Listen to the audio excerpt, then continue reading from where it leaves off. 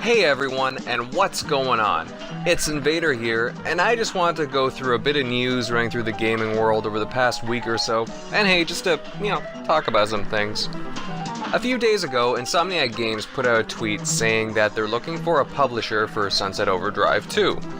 Now, I've been saying for a while that, yeah, I would love to see a new Sunset Overdrive game. Now, I'm not sure what the sales are for this game at the moment, but according to VG charts, it has sold about 1.6 million at retail. And while I'm not a huge fan of VG charts since they tend to lowball things, it's an interesting example. And you know what? Those sales, they're not really terrible. They're actually pretty good for, a game that was early on in the Xbox One's lifetime. And hey, that's not even including digital sales.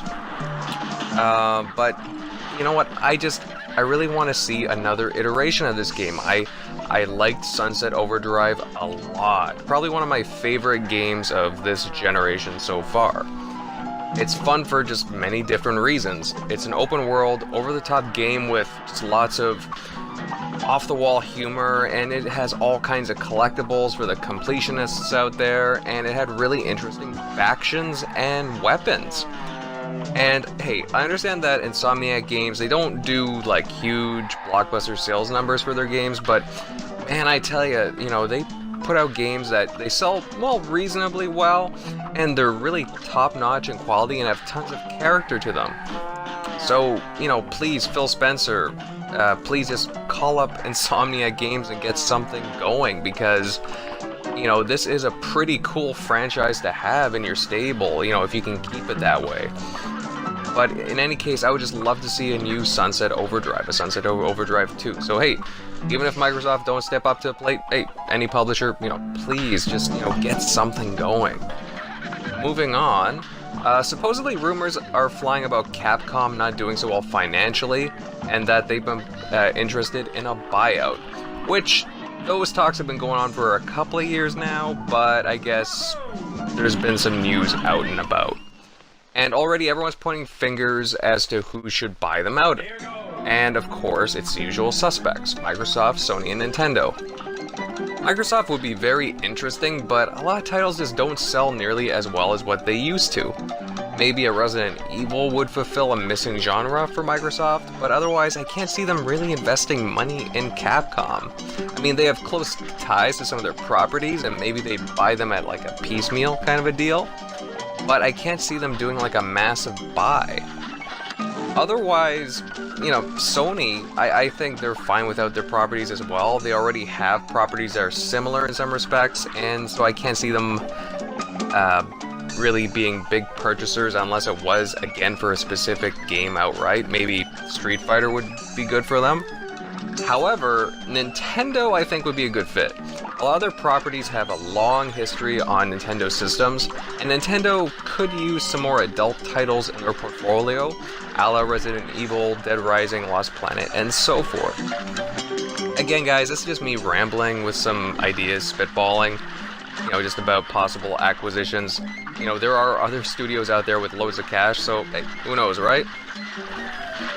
Also, Super Mario Odyssey is out now, and I actually bought a Nintendo Switch just to play it. I did an unboxing, if you guys didn't know about, so check the link below for the unboxing video. Otherwise, what do I think of it so far? Well, I'm actually really impressed with it. It's a really cool game. I've been to about 3 or 4 different worlds already, and I just love everything I've encountered so far. However, I've got to say that there are some controller gripes for me, but that could also be because I'm not really used to the Switch control scheme at the moment, but still just something to be taken with a grain of salt.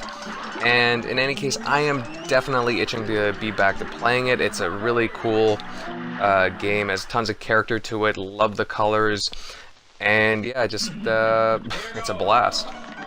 And finally, it's an end of an era with the Kinect. Microsoft has finally pulled the plug on the manufacturing of it, and we will see an end to the product. And, I guess we should have seen the writing on the wall. This has been coming for a while now, as they allowed for third-party cameras to be used on the Xbox now after a recent update. And, you know, despite a lot of the negative backlash at the beginning of this console generation, I actually really liked it. While, you know, I think it could have used improvements and some compelling games, I've always enjoyed the voice command options. And while some games didn't live up to expectations, I feel the technology had really good ideas, like scanning in a digital version of yourself in Kinect Sports Rivals. Or, you know, revealing new spaces with the use of your body movements, like in Fru.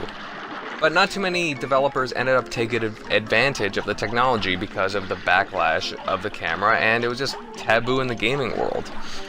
It's a shame because there were good ideas floating around, but alas, what can you do now, right?